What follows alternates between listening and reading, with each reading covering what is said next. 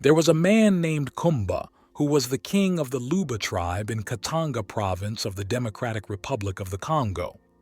Kumba had no child to succeed him to the throne, so he did everything in his power to have a child. He went through various traditional rituals, and finally, his wife became pregnant. After 9 months, she gave birth to a baby girl who became the only child of Chief Kumba. According to tradition, no female had the right to the throne.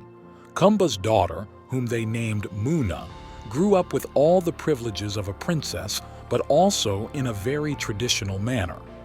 Years passed, and Kumba died of natural causes. The throne went to Kumba's brother. After a short period, Kumba's wife also died. Muna got married to a man from the village, and they moved to the city, where they had 10 children, 6 boys and 4 girls.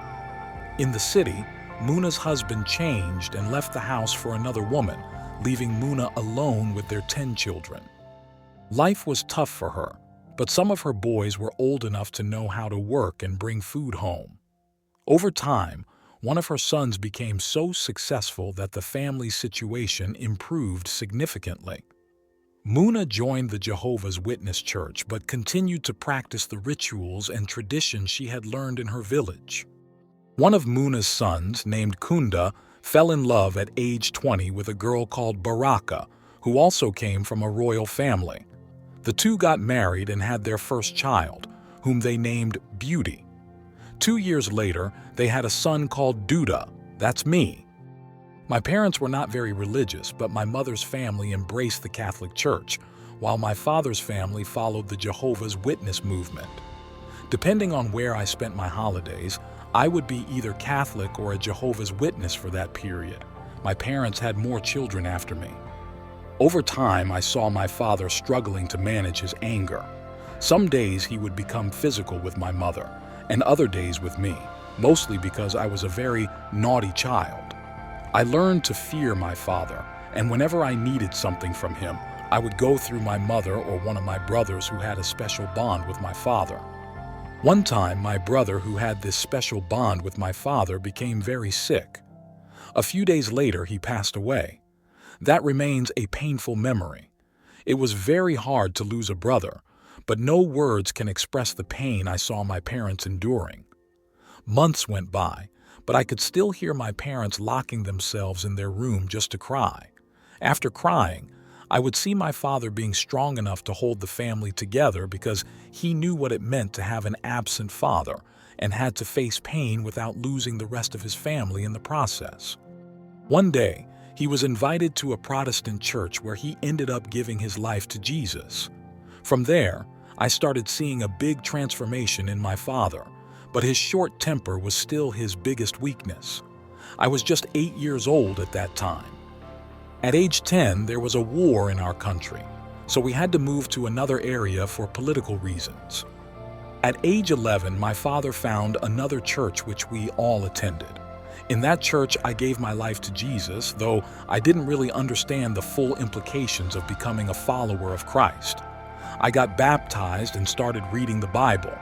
I was very much fascinated with the story of Prophet Elijah, and I started to pray in order to see God's manifestation in my life. I thought that raining fire down from heaven would be a good sign from God, but that never happened. A few months after that, my fire for God was quenched, and something else caught my attention. In my neighborhood, once you reached a certain age, you had to earn respect. One way to earn it was through physical strength to overpower anyone who wanted to bully you or your family members. As a result, everyone at a certain age had to get some spiritual powers which supposedly helped with the ability to fight. The person would go through some kind of ritual where cuts would be made in their flesh, which would be mixed with roots, and some pronouncements would be made to conclude the ceremony. Many of us didn't know the true nature of this practice. The devil painted it so well to us that we looked at it as harmless and something everyone should have.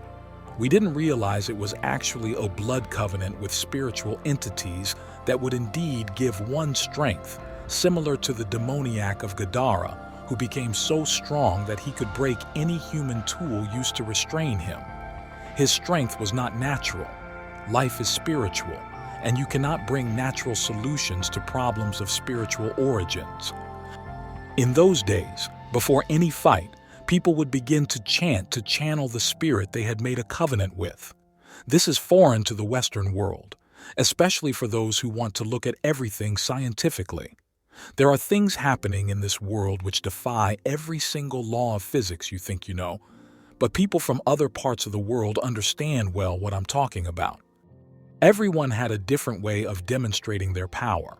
Some, before fighting, would take off their shirt and scream, saying, "Hold this shirt for me, old one," and you would surely see their shirt suspended in the air. Others would just begin to shake to the point of seeing the ground beneath them getting soft like sand, their feet sinking deeper into the ground up to a certain level before their knees. By the time they came back up, they were someone else and ready to fight. There are more stories I could tell, but I'm not here to magnify Satan's power. Instead, I'm here to expose it. So I began to fall so much in love with the idea of having power. 1 John 2:15-16 says, "Do not love the world or anything in the world. If anyone loves the world, the love of the Father is not in him. For all that is in the world, the desires of the flesh, the desires of the eyes, and the pride of life, is not from the Father, but from the world." All the devil needs in us is the love of the world, which is defined by lust and pride in our hearts. He always drives people to a point of having something in common with him.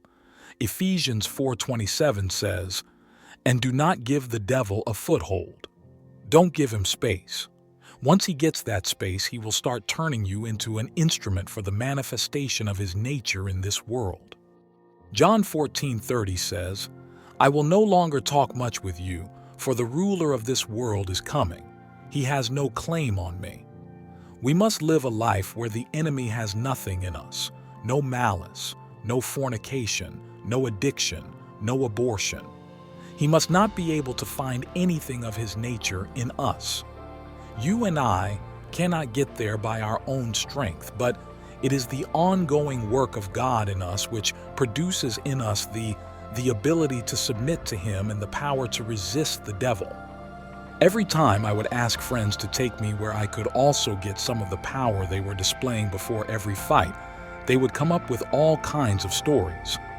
One day, a friend of mine was taking people to where they would be initiated, and I wanted to go, but the guide said to me, "Not you." I was very displeased with his answer, not knowing that God was saving me from that path. Time went by, and I still had no power, but only the desire to have it, and every attempt did not work. Stay tuned for part 2.